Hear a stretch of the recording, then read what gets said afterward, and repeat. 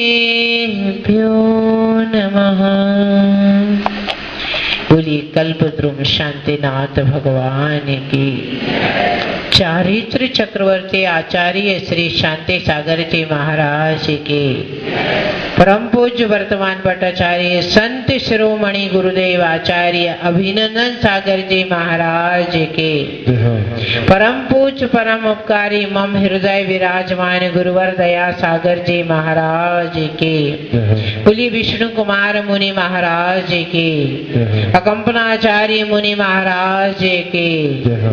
बोले परम पूज्य आरिका वालियों की सुमुचटमती माता जी की। बोले आरिका संघ की। वक्त करवट बदल रहा है और वास्तव में वक्त तो कुछ नहीं होता। जब इंसान बदलने लगता है तो उसे वक्त के करवट की संज्ञा दे दी जाती है। पर्व के दिन जो हमारी संस्कृति के अभिन्न अंग होते हैं, उन दिनों हमारे अंदर एक विशेष उत्साह होना चाहिए, उपस्थिति भी विशेष होनी चाहिए, परंतु बात उल्टी नजर आती है। बाकी दिन तो लोग रहते हैं, पर पर्व के दिन यानी पर्व की परिभाषा हो गई है खाओ पियो मौज करो। यदि पर्व शब्द का अर्थ क्या है? संधि, जोड़ना। संधि जो होता है, गन्ना होता है ना, गन्ना खाने का, उसके बीच में जहां जहां गांठ होती है वो पर्व कहलाता है। वो गांठ क्या करती है? जोड़ती है गन्ने को। प्लस नए गन्ने के अंकुरित होने की क्षमता भी वही है। ये पर्व भी आपको जोड़ते हैं, परंतु परिणाम क्या होता? उस दिन आप सबसे ज्यादा मंदिर छोड़ते हैं। पर्व अपनी गति से आते हैं, चले जाते हैं। बरसात में पानी बहुत आता है और चला जाता है, पर कुछ होते हैं उस पानी में नहा लेते हैं और शीतलता को प्राप्त हो जाते हैं।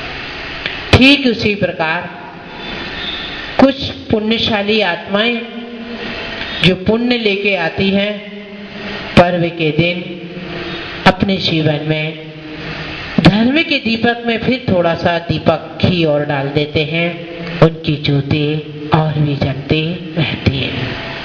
जो पर्व के दिन घी नहीं डाल पाते हैं, उनका दीपक अंत की ओर जाता है, परंतु जो घी डाल देते हैं उनकी दीपक की ज्योत बढ़ जाती है। ये पर्व जीवन में एक उत्साह का संचार करने के लिए आते हैं, एक धर्म के प्रति नई स्फूर्ति देने के लिए आते हैं, परंतु स्फूर्ति अब लेने के लिए आप इच्छुक नहीं रहे। कथानक प्राय सभी को मालूम है ना जी, क्योंकि प्रतिवर्ष रक्षाबंधन पर्व मनाते हैं। इसीलिए मैं कथानक तो नहीं कहूंगी, परंतु कथानक आपसे जो कह रहा है वह जरूर कहूंगी, क्योंकि कथानक शायद मेरे से अच्छा आप सुना देंगे। प्रतिवर्ष सुनते हैं, पढ़ते हैं, परंतु कथानक का सार, यह कथा जो आपसे कुछ कहनी चाह रही है वह आप अनसुना कर देते। कथा तो सुनते हैं, कथा के सार को अनसुना कर देते हैं। हम लोग इसे वात्सल्य पूर्णिमा के नाम से जानते हैं, और पूर्णिमा इसलिए कि पूर्णिमा है, ये तो सामान्य बात है, परंतु इसका वात्सल्य सब अपने आप में एक रहस्य को उद्घाटित करता है। जैन धर्म के एक उन स्वर्ण पत्रों को, स्वर्ण आलेखों को हमें एक बार पुनः निरीक्षण, परीक्षण, आलोड़न, अवलोकन करने के लिए प्रेरित करता है कि देखें जरा हमारा इतिहास कितना बलशाली है। देखें हम उन श्रावकों को जो साधु के लिए मर मिटे हैं। देखें उन संतों को जिन्होंने जैन संस्कृति, श्रमण संस्कृति की रक्षा के लिए कितना बड़ा बलिदान किया है। क्योंकि जब हम ऐसे बलशाली इतिहास को, प्रेरक इतिहास को देखते हैं तो हमारे जीवन में कुछ ना कुछ परिवर्तन अवश्य आता है। इसीलिए प्रतिवर्ष इस त्योहार को मनाया जाता है। जिनसे संबंधित है वो तो स्वर्ग में चले गए होंगे, मोक्ष में भी चले गए होंगे, क्योंकि बात है चतुर्थ काल की, बात है चतुर्थ काल की। कहीं कहीं कथन मिलता है कि 18वें 19वें तीर्थंकर के बीच की घटनाएं, कहीं कहीं आता है कि 19वें 20वें तीर्थंकर के बीच की घटना है। परंतु उसमें से कुछ तो मोक्ष चले गए होंगे, कुछ स्वर्ग चले गए होंगे। प्रश्न सहज मन में उठता है कि जब वो अपने अपने में है तो हमें इस कथा की पुनरावृत्ति या पुनः पुनः स्मरण क्यों आवश्यक है। आचार्य कहते हैं कि महाआदिनाथ पुराण में भगवान जी सेनाचार्य ने कहा है कि महापुरुषों का जीवन चरित्र हमारे लिए पुण्यबंध का कारण होता है। तो ये कथानक पुण्यबंध का कारण तो है ही, परंतु कुछ अच्छे कार्यों का प्रेरक भी है। मुनि महाराज का नगर आगमन, और नगर आगमन होने पर सबसे पहले क्या हुआ, श्रावक दर्शन को जा रहे हैं। क्या कर रहे हैं, श्रावक दर्शन के लिए जा रहे हैं। कोई विज्ञापन नहीं, कोई फ्लैक्स नहीं, कोई पत्रिका नहीं, वो भी महाराज जी नगर में नहीं आए हैं, नगर के बाहर विराजमान है। सूचना मिलती है कानों कान, मुंह मुंह से सूचना मिलती है, मुनि महाराज संघ का आगमन हुआ है। सब लोग दौड़ रहे हैं, जा रहे हैं, लालायित हैं, स्वर्ण पात्र में, रजत पात्र में सामग्री लेकर मुनि महाराज की वंदना करने के लिए, मुनि संघ की वंदना करने के लिए जा रहे हैं। आज मैं आपकी थोड़ी सी बखिया उधेड़ूंगी, बुरा तो जरूर लगेगा कि पर्व के दिन माता जी सोचे आज इतने ही प्रसंग को कि मुनियों के आगमन होने पर मन उल्लसित, हर्षित हो गया, आनंदित हो गया, बिगर कहे मन संघ की ओर प्रस्थान कर दिया। और आज संघ मंदिर में आ जाए, पत्रिका मंदिर में लग जाए, फोन पर फोन हो जाए, परंतु आप डैश डैश डैश डैश, कुछ बातें मैंने इतना समझ लिया कि आप बड़े समझदार लोग हैं, तो डैश डैश में ही आप समझ जाते हैं। यदि ये कथानक आपके जीवन में संदेश देता है कि यदि साधु संत समागम का, चाहे वे मुनि हो या आर्यिका, साधु में दोनों समाहित है, मुनि और आर्यिका, तो जब आपको संदेश मिल जाए, उगर तो बिगर संदेश के चल पड़े, और आपको संदेश मिलने पर भी ऐसा लगता है विदेश में बैठे हैं। कोई बात नहीं, चल पड़े राजा।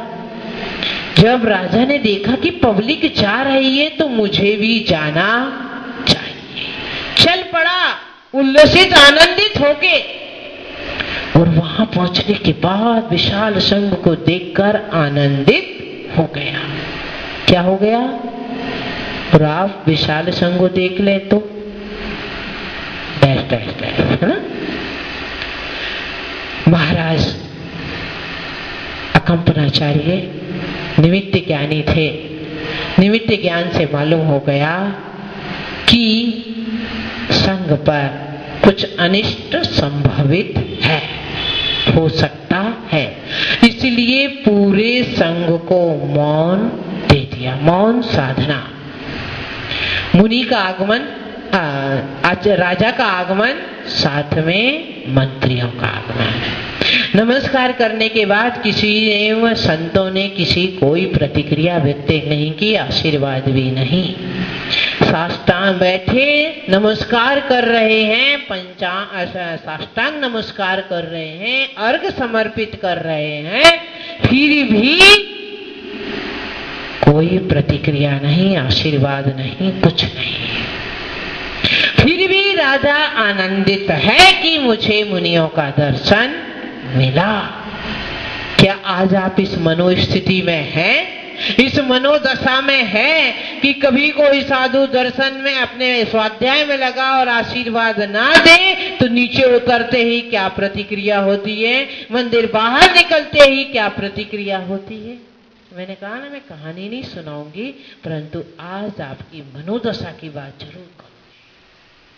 वहां दोनों किस्म के लोग थे। राजा हर्षित हो गया, मंत्री रूठ गया। क्यों? अंदर क्लेश मात्सर्य भाव था, धर्म भाव नहीं था, अपने मंत्री पद का अहंकार था, जिन शासन के प्रति क्या था? जिन शासन के प्रति बहुमान नहीं था, इसलिए आशीर्वाद ना मिलने पर अपने बहुमान को खंडित जानकर रूठ गया और अपने अंदर कुछ करने का सोच गया। परंतु राजा धर्म पर आस्थावान था, नहीं उठे हाथ तो भी क्या हो गया, वो समझ रहा था ये साधु है, साधना में तल्लीन है, मैंने तो अर्घ समर्पण करके साष्टांग नमस्कार करके मैंने तो अपना पुण्य बंद कर लिया। चला आगे, राजा आनंदित होकर जा रहा। क्रिया एक है, परिणाम अलग अलग है, परिणाम स्वरूप कर्म बंध भी अलग अलग है। राजा पुण्य का संपादन कर रहा है और मंत्री पुण्य से वंचित हो रहे हैं और साथ साथ तीव्र पाप का भी उपक्रम कर रहे हैं। राजा को भड़काने की कोशिश कर रहे हैं कि कैसे हैं, वैसे हैं, आशीर्वाद नहीं दिया, कोई देखने को तैयार नहीं, सटबुद्धि वाले हैं, अज्ञानी हैं, आदि आदि जो कुछ भी कहा जा सकता है कहा गया। परंतु राजा की श्रद्धा देखो चलायमान नहीं हुई। आपको कोई आके कहते अरे वो महाराज जी ऐसे घुमाते, हाँ अब तो आज के बाद में नहीं जाऊंगा। कितनी जल्दी जैसे मछली हाथ से फिसलती है, पकड़ में नहीं आती है, इतनी ही आपकी श्रद्धा बहुत जल्दी फिसल जाती है। सीखे राजा से श्रद्धा करना कि वह विचलित नहीं हुआ। राजा नगर में आ गया, मंत्री भी, परंतु मंत्री नगर में प्रवेश करें उससे पहले एक और इस कथा को वह रूप सामने आता है जो आपको बहुत बड़ा संदेश देता। चलते चले जा रहे हैं, एक मुनि महाराज आ रहे हैं। गुरु की आज्ञा थी संघ में किसी को वार्तालाप नहीं करना, मौन साधना करनी है, परंतु वह मुनि इस गुरु आज्ञा से अनभिज्ञ थे। अनभिज्ञ थे, ना माने ऐसे नहीं थे, गुरु की आज्ञा पालन करने का भाव नहीं था, अनभिज्ञ थे, अपरिचित थे, उस परिचय नहीं था कि गुरु ने इस प्रकार का संघ को आदेश दिया। और कुछ इस प्रकार की व्यंग्योक्ति होती है, इस प्रकार का व्यवहार होता है, ऐसे शब्दों का उपयोग होता है कि जहां मुनि पद को क्या तिरस्कृत किया जाता है। परंतु वह मुनि तैयार हो जाते हैं वाद विवाद के लिए, क्योंकि वो कहते हैं कि ये तो अज्ञानी और इन्हें कुछ ज्ञान नहीं है। वह बात चलती है, वह जैन दर्शन का खंडन करता है, वह तपस्वी योगी, जिन शासन के ज्ञाता, वह जिन धर्म की, जिन महिमा की मंडित करते हैं, वो जिन शासन को मंडित करते हैं, वह जिन शासन को खंडित करता है। याद रखना, खंडित कौन कर रहा है? जिसे जिन शासन पर विश्वास नहीं, याद रखना, अपनी जिंदगी में कभी ऐसा कोई आचरण ना हो जाए, ऐसी कोई वाणी मुंह से ना निकल जाए जो जिन शासन की महिमा को खंडित करती हो, बल्कि वही बोले, वही करे, वही सोचे जो जिन महिमा को मंडित करता हो।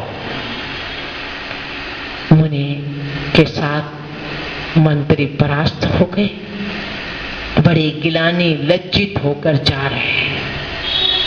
और राजा बहुत मुनियों का भक्त था। वह मुनियों की अवहेलना देख के उसका मन क्या हो गया है? दुखी हो गया। आप तो क्या सोचते, फैमिली में फैमिली डॉक्टर है, ऐसे हमारे ये फैमिली महाराज है, वो फैमिली माता जी। हमारे माता जी महाराज जी को कुछ नहीं होना चाहिए। जैसे परिवार छोटा हो गया है, अब फुल फैमिली किसे कहा जाता था?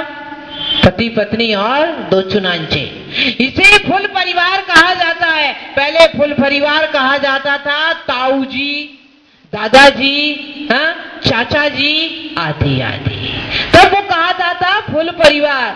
अब आपने अपने परिवार की सीमा अलग कर दी है, ऐसे आपने साधुओं की सीमा बांध दी है। जो मुझे इष्ट है उसका तो सब कुछ पसंद है, जो इष्ट नहीं है वह पसंद होने लायक भी पसंद नहीं है। ऐसा ना करें। यह पर्व आपको कहता है कि समर्पित हो जाओ मुनियों के लिए। उस मुनि की निंदा देखकर, मुनि की अवहेलना करने वाले को राजा ने क्या किया मालूम है? आप बाल काले करते हैं, उनके बाल के नीचे का हिस्सा काला हो गया। समझ के होंगे ना बात मेरी? यानी कि मुंह काला करके और गदर्व, गधे के ऊपर बिठाकर नगर भ्रमण करा के बिनौली निकाल के आपकी भाषा में भेज दिया। परंतु कुछ अहंकार इतनी पराकाष्ठा पर पहुंच जाता है कि इसके बाद भी पश्चाताप नहीं हुआ, है ना जी? कल के पेपर में था ना, निकल गया तो डैश डैश, है ना? कल के पेपर में था, यदि जेल से छूट गया तो डैश डैश। ऐसा ही चारों मंत्रियों ने यही किया। अब बाहर निकल गए हैं, राजा ने तो बहिष्कृत कर दिया, अब तो इसका बदला लेना ही है। चलिए मुनि महाराज ध्यान में तल्लीन, राजा अपनी राज्य व्यवस्था में तल्लीन और मंत्री किसमें तल्लीन कि षड्यंत्र को आप कैसे कर रचा जाए और मुनियों से बदला दिया जाए। समय बीता, मुनि महाराज अकंपनाचारी प्रस्थान कर विहार करते करते करते पहुंच गए वह पावन नगरी हस्तिनापुर। कौन सी पावन नगरी? जहां 3 तीर्थंकरों के कितने कल्याणक हैं? 4। कितने कल्याणक हो गए? 12 बार। यदि आपको प्रत्येक कल्याणक पे कहीं न कहीं जाने की भावना है तो वर्ष में 12 बार आपको हस्तिनापुर जाना चाहिए, क्योंकि 12 कल्याणक मुनियों का आगमन हो गया। संग अपने ध्यान में तल्लीन हो गया। इसी बीच वह चारों मंत्री हस्तिनापुर पहुंच जाते हैं और वहां का राजा अपने पड़ोसी राजा से बड़ा दुखी था। मैं कथानक को बहुत कम सुना रही, मालूम है आपको। और वह उसे पराजित करना चाहता है। ये चारों मंत्री वहां मंत्री बनने के बाद अपनी बुद्धिमत्ता से उस राजा को पराजित करके और हस्तिनापुर के राजा बलि को सौंप देते हैं। और वह बड़ा खुश हो जाता है। मनोरथ पूर्ण होने पर सभी खुश होते हैं। बड़ा खुश हो जाता और कहता मानो मांगो, तुम्हें क्या मांगना? वर देना चाहता। जिंदगी में वर देना बड़ा सोच समझ, या तो देना नहीं देना तो बड़ा सोच समझ के देना, और उधार रखना नहीं। उधार बड़ा, दुकान पे क्या लिखा रहता है? उधार है, आज नगद कल उधार। ये एक सेंटेंस से लिखा रहता। उधार प्यार की कैसी है? और मैं कहती हूँ बस यही हुआ, जो उधार दे दिया इसलिए समस्या हो गई। अगर उसी दिन का वचन उसी दिन दे दिया होता, पूरा कर दिया होता, तो ये 700 मुनियों पर उपसर्ग नहीं आता। परंतु याद रखना, जब जमा हो गया तो व्यास सहित जाता है, और व्यास सहित गया और 7 दिन का राज्य ले लिया। क्यों ले लिया? राजा बनने के लिए राज्य नहीं लिया, मुनियों का बदला लेने के। देखिए, राज्य सबको मिलता, पर उन्होंने राज्य के सुख भोगने के लिए नहीं लिया। राजा बनकर व्यवस्था बनने के लिए राज्य नहीं, व्यवस्था बनाने के लिए राज्य नहीं लिया, परंतु एक मोक्ष मार्ग की जो अनादिकालीन व्यवस्था है, उस व्यवस्था को भंग करने के लिए राजा बने। परिणाम क्या हुआ? वही जो चाह रहे थे मनचाहा मिल गया। कहते ना, बिल्ली के भाग से छीका टूट गया। उन्हें तो जो करना था वो सिवेशु अवसर मिल गया। हो गया मुनियों पर उपसर्ग। मुनियों पर उपसर्ग करने वाले भी इंसान होते हैं, और उपसर्ग का निवारण करने वाले भी इंसान होते हैं। वो कोई मुनि रूप में होते हैं, कोई समीचीन श्रावक के रूप में होते हैं। अब जब इस प्रकार के आज राष्ट्र में भ्रष्टाचार, अन्याय, अनीति है, तो पूरी पब्लिक दुखी, उसके विरोध में।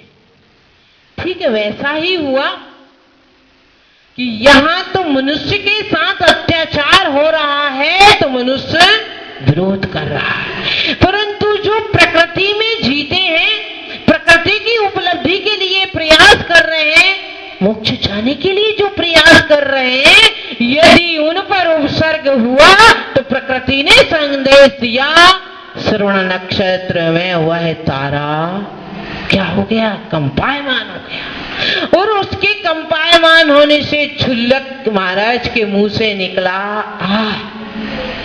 क्या निकला? सॉरी, छुल्लक महाराज से नहीं, मुनि महाराज के मुंह से निकल गया आय शब्द। जब वो आय शब्द निकला तो छुल्लक जी ने पूछा कि महाराज श्री, आपके मुंह से ये शब्द क्यों निकला? तब वह जो मैंने आपको बताया वह उन्हें बता दिया गया। पुनः निवेदन कि समस्या का समाधान कैसे हो, मुनियों की रक्षा कैसे हो। एक अकेला छुल्लक सोच रहा है कि समस्या का निवारण होना चाहिए, और हम पूरी समाज मिलकर नहीं सोच पाते हैं। जब कोई संकट आता है तो वह मुनि महाराज बताते हैं, जो मैं आपको आगे बताने वाली हूं, कि इस समस्या का समाधान, मुनियों की रक्षा, उपसर्ग का निवारण विष्णु कुमार मुनि ही कर सकते हैं, क्योंकि उनको विक्रिया रिद्धि प्राप्त हो चुकी। वह छुल्लक विद्याधारी मतलब थे, तो चल पड़े कहा? विष्णु कुमार मुनि के पास, और जाके निवेदन किया। वह मुनि कितने साधना में तल्लीन कि उन्हें ये मालूम ही नहीं कि मुझे रिद्धि प्राप्त हो गई साधना में। और आप आज किस मुनि आरिका को तवज्जो देते हैं? जिसके पास कुछ गरम मसाला नहीं, गरम मसाला, एक तो रोज का मसाला सब्जी का, और ओकेशनल वाई भोजन बना तो गरम मसाला। पूछते हैं पड़ोसी से, क्यों भाई रोज माता जी के पास जाते, कुछ दमखम वाली बात है क्या? कुछ तुम्हें इतने दिन में मिला क्या? पूछ लेते हैं तब जाते हैं। आप साधना के प्रति रुझान नहीं है, वो साधना का फल पाने का रुझान है। साधना तो करे माता जी महाराज जी, और हाथ मेरे सिर पे फिर जाए और मेरा भाग्य का पासा फिर जाए। साधना तो नहीं करने, माला नहीं पे, फिर क्या कहते? माता जी हम महाराज जी कोई मंत्र में विश्वास नहीं करते। अरे मंत्र में विश्वास दम है कहां? जो मंत्र में विश्वास करेगा पुरुषार्थ करना पड़ेगा, जाप करना पड़ेगा। आप तो सीधा रेडीमेड लेना चाहते, तो फिर अपने आप को क्या दिखाते? अरे साहब हम मंत्र तंत्र के चक्कर में नहीं पड़ते, मंत्र तंत्र के चक्कर में तो नहीं पड़ते हैं, परंतु साधु भी तो मंत्र तंत्र कोई फिल्मी गाना गा के साधना करता है क्या? साधु जो साधना करता है नमोकार मंत्र की ही तो करता है। अन्य अन्य मंत्रों की करता है। आप मंत्र के चक्कर में पड़ना तो नहीं चाहते, पर मंत्र की साधना के पूरे अपने चक्कर में लेना चाहते, उसे अपने चक्कर में लेना चाहते। वास्तव में साधना जो वह कितनी अपनी साधना में तल्लीन की ध्यान ही नहीं, परंतु वत्सलक महाराज प्रयास कर रहे थे कि मुनियों पर आया हुआ उत्सर्ग का निवारण होना चाहिए।